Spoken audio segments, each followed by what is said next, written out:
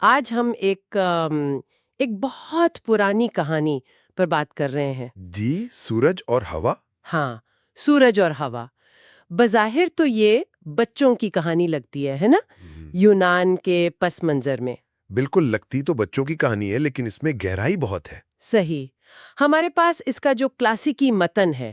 آج کوشش یہ ہوگی کہ سمجھیں کہ یہ سادہ سی کہانی جو اتنے عرصے سے سنائی جا رہی ہے، یہ اپنے اندر کیا کیا چھپائے ہوئے ہے۔ میرا مطلب ہے اثر و رسوخ، انسانی نفسیات، حکمت عملی، یہ سب کچھ۔ جی ہاں، یہ صرف ایک کہانی نہیں ہے، یہ تو انسانی رویوں کا ایک چھوٹا سا نمونہ ہے۔ تو قصہ کیا تھا؟ یونان کی کسی وادی کا ذکر ہے جہاں سورج بھی تھا، ہوا بھی تھی، اور ایک دن ان میں بحث چھڑ گئی۔ بحث اس بات پر کہ زیادہ طاقتور کون ہے۔ بالکل، کہ کون زیادہ پاورفل ہے۔ تو بحث جب گرم ہوئی تو انہیں ایک مسافر نظر آیا۔ سردی کا موسم تھا شاید، اس نے ایک بھاری سی چادر اوڑھی ہوئی تھی۔ جی، راستے پر جا رہا تھا۔ تو ہوا جو اپنی طاقت پہ وہ کافی نازان تھی، فوراً بولی کہ چلو مقابلہ کرتے ہیں۔ ہاں، کہ دیکھتے ہیں کون اس مسافر کی چادر اتروا سکتا ہے۔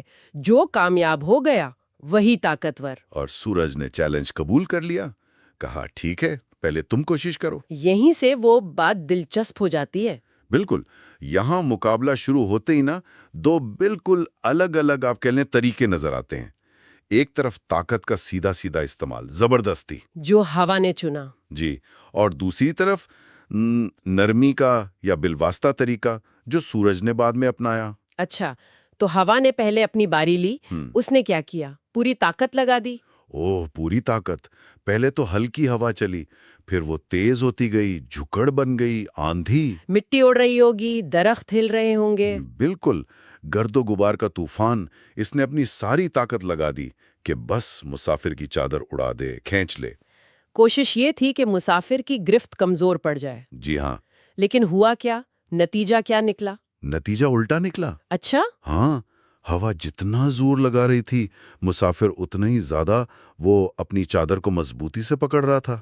ٹھٹر رہا ہوگا بیچارہ، لیکن چادر نہیں چھوڑی۔ بالکل نہیں، اس نے چادر کو اپنے گرد اور کس کے لپیٹ لیا، ہوا کے سامنے ڈٹ گیا۔ آخرکار ہوا تھک گئی ہوگی۔ تھک گئی، ہانپنے لگی، اور مان لیا کہ بھئی یہ میرے بس کا نہیں۔ تو یہ نکتہ یہ واقعی اہم ہے۔ بہت اہم ہے، اور یہ صرف اس کہانی کی بات نہیں ہے، یہ انسانی نفسیات کا ایک بنیادی اصول ہے۔ کیا مطلب؟ دیکھیں، ایک چیز ہوتی ہے ریاکٹنس تھیوری۔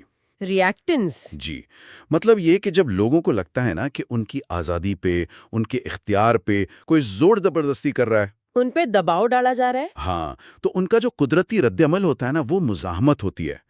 وہ الٹا اس چیز کو اور مضبوطی سے پکڑ لیتے ہیں جسے چھڑوانے کی کوشش ہو رہی ہو۔ اوہ، تو ہوا کی زبردستی نے مسافر کے اندر وہ دفاعی رد عمل کو اور تیز کر دیا۔ بالکل، اس نے انجانے میں مسافر کی ضد کو اور پکا کر دیا۔ اچھا، تو یہ صرف جسمانی طاقت کا مقابلہ نہیں تھا، یہ تو ایک نفسیاتی جنگ بھی بن گئی تھی۔ جی، جب ہوا ناکام ہو گئی تو سورج نے اپنی باری لی۔ اس نے کیا کیا؟ کوئی بڑا طوفان، کوئی شور شرابہ؟ نہیں، کچھ بھی نہیں۔ اس نے ہوا کی طرح بالکل نہیں کیا۔ بہت سکون سے دھیرے دھیرے اپنی گرمی بڑھانا شروع کی۔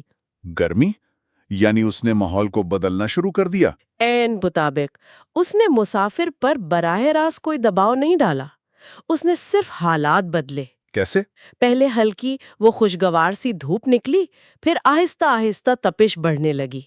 ہوا بھی نہیں چل رہی تھی۔ تو مسافر کو گرمی زیادہ محسوس ہوئی ہوگی۔ بالکل، پہلے تو شاید اچھا لگا ہو سردی کے بعد، لیکن پھر پسینہ آنے لگا۔ اور وہ چادر جو پہلے بچا رہی تھی؟ وہی چادر اب بوجھ بننے لگی، گھٹن ہونے لگی اس سے۔ اور پھر ظاہر ہے مسافر نے خود ہی اپنی مرضی سے گرمی سے تنگ آ کر چادر اتار دی۔ اتار کر کندھے پہ رکھ لی ہوگی، جی، اور آرام سے آگے چل پڑا بغیر کسی زور زبردستی کے۔ سورج کا مقصد پورا ہو گیا۔ واہ، یہ تو کمال کی حکمت عملی تھی۔ یہی تو اس کی خوبصورتی ہے، اس نے بال واسطہ اثر ڈالا، انڈائریکٹ انفلوئنس۔ یعنی مسافر کو مجبور نہیں کیا، بلکہ ایسی سچویشن بنا دی کہ چادر اتارنا اس کے لیے خود ہی وہ سب سے منطقی، سب سے آرام دہ کام بن گیا۔ بالکل، اس نے مسافر کی اندرونی خواہش کو استعمال کیا۔ یہ ایک طرح سے وہ نج تھیوری کی مثال ہے۔ نج تھیوری وہ کیا ہے؟ اس میں آپ لوگوں کے انتخاب کرنے کے ماحول کو ایسے بدلتے ہیں کہ وہ خود بخود وہ کام کریں جو آپ چاہتے ہیں۔ اچھا، یعنی دھکا نہیں دینا، بس ماحول ایسا بنا دینا کہ وہ خود اس طرف آ جائیں۔ جی ہاں، تو سورج مسکرایا ہوگا اور ہوا سے کہا ہوگا، دیکھا دوست؟ نرمی اور حکمت زبردستی سے کہیں زیادہ طاقتور ہوتی ہے۔ ہوا کو بھی سمجھ آ گئی ہوگی کہ اصل طاقت صرف زور میں نہیں ہے۔ اور کہانی کا اثر یہیں ختم نہیں ہوا، متن بتاتا ہے کہ یہ بات تو پھیل گئی۔ اچھا، کہاں تک؟ کھیتوں میں، جنگلوں میں، کسانوں، جانوروں سب تک پہنچی۔ سب نے اس سے سبق سیکھا۔ حتیٰ کہ بچوں نے بھی؟ جی، جب بچوں نے یہ کہانی سنی تو انہوں نے بھی کہا کہ ہمیں ہوا کی طرح ضدی نہیں بلکہ سورج کی طرح نرم اور سمجھدار ہونا چاہیے۔ یہ ایک طرح کا وہ ثقافتی سبق بن گئی۔ تو اگر ہم اس سب کو سمیٹیں تو بنیادی پیغام کیا نکلتا ہے؟ یہی کہ مہربانی، نرمی، حکمت عملی یہ زبردستی سے بہتر ہے۔ بنیادی پیغام تو یہی لگتا ہے، لیکن یہ اتنا سادہ نہیں ہے۔ اچھا، میرا مطلب ہے یہ صرف اچھے بنوں والی بات نہیں ہے، یہ حکمت عملی کے بارے میں ہے۔ قیادت، تعلقات، سماجی تبدیلی، ان سب کے بارے میں ہے۔ سورج کی کامیابی صرف نرمی کی وجہ سے نہیں تھی؟ نرمی کے ساتھ ساتھ حکمت کی وجہ سے تھی۔ اس نے صورتحال کو سمجھا، تجزیہ کیا اور پھر ایک ایسی حکمت عملی اپنائی جو انسانی نفسیات کے مطابق تھی۔ اس نے تصادم سے گریز کیا، ماحول کو استعمال کیا۔ بالکل، اس نے پہلے مسافر کی ضرورت کو سمجھا کہ اسے سردی لگ رہی ہے، پھر اس ضرورت کو بدل دیا کہ اب اسے گرمی سے نجات چاہیے۔ یہ بات تو ہے، لیکن کیا یہ جو بلا واسطہ حکمت عملی ہے، کیا یہ ہمیشہ اخلاقی طور پر ٹھیک ہوتی ہے؟ کیا یہ ایک قسم کی وہ مینیپولیشن نہیں؟ یہ بہت اہم سوال ہے۔ دیکھیں، کسی کو بلا واسطہ طور پر متاثر کرنے میں اخلاقی حدود کا خیال رکھنا تو ضروری ہے۔ نیت کیا ہے، یہ بہت اہم ہے۔ اگر نیت اچھی ہو؟ ہاں، اگر مقصد دوسرے کی بھلائی ہے یا سب کا فائدہ ہے تو یہ مثبت ہو سکتی ہے۔ جیسے والدین بچوں کو صحت مند کھانے کی طرف لانے کے لیے ماحول بناتے ہیں، یا کمپنیاں ملازموں کے لیے اچھا ماحول بناتی ہیں۔ لیکن اگر نیت صرف اپنا فائدہ ہو؟ تو پھر یہی حکمت عملی وہ اخلاقی طور پر غلط ہو سکتی ہے۔ فرق نیت اور شفافیت کا ہے۔ یعنی طاقت بذات خود بری یا اچھی نہیں، اس کا استعمال اسے بناتا ہے۔ ہوا بھی مفید ہو سکتی ہے، سورج بھی نقصان دہ۔ بالکل، اور یہ کہانی یہ بھی بتاتی ہے کہ مختلف حالات میں مختلف حکمت عملی چاہیے۔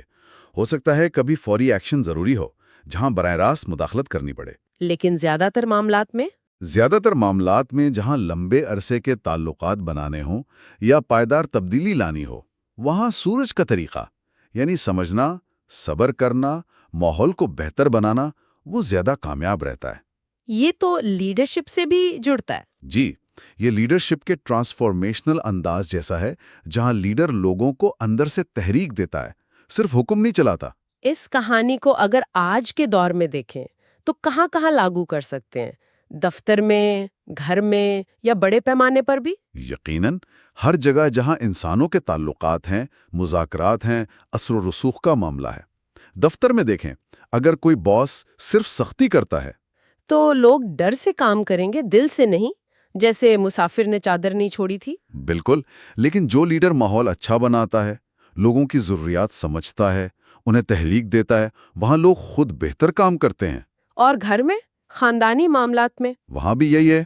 والدین اگر بچوں پر صرف حکم چلائیں تو بچے وہ باغی ہو سکتے ہیں، لیکن پیار سے سمجھا کر، اچھا ماحول دے کر تو بچے خود اچھی عادتیں اپنا سکتے ہیں۔ جی، اور بڑے پیمانے پر دیکھیں، سماجی تحریکیں ہوں یا سیاسی تبدیلی، وہاں بھی یہ اصول نظر آتا ہے۔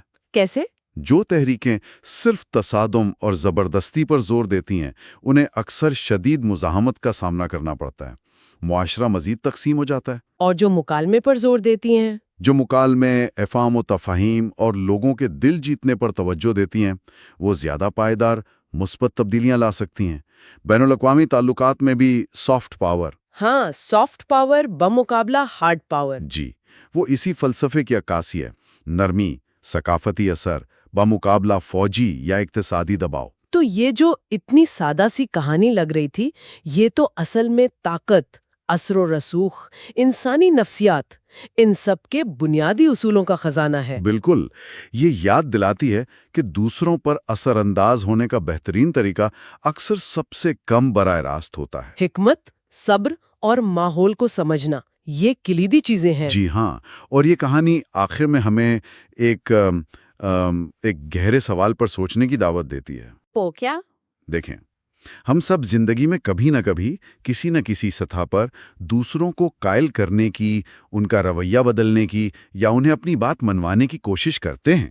ہاں، یہ تو ہے۔ تو سوال یہ ہے کہ کیا ہم اکثر اپنی روزمرہ زندگی میں، اپنے رشتوں میں، کام کی جگہ پر یا سماج میں انجانے میں ہوا کی طرح تو نہیں بن جاتے؟ مطلب براہ راست دباؤ، تنقید، زبردستی، ان سے نتائج حاصل کرنے کی کوشش کرتے ہیں؟ جی، اور پھر حیران ہوتے ہیں کہ مزاحمت کیوں ہو رہی ہے۔ اور کیا ہم شعوری طور پر سورج والی حکمت عملی اپنا سکتے ہیں؟ یعنی صبر، ہمدردی اور ماحول کو بہتر بنا کر دوسروں کو خود مثبت تبدیلی کی طرف لانا؟ اس پر غور کرنا شاید ہم سب کے لیے مفید ہو۔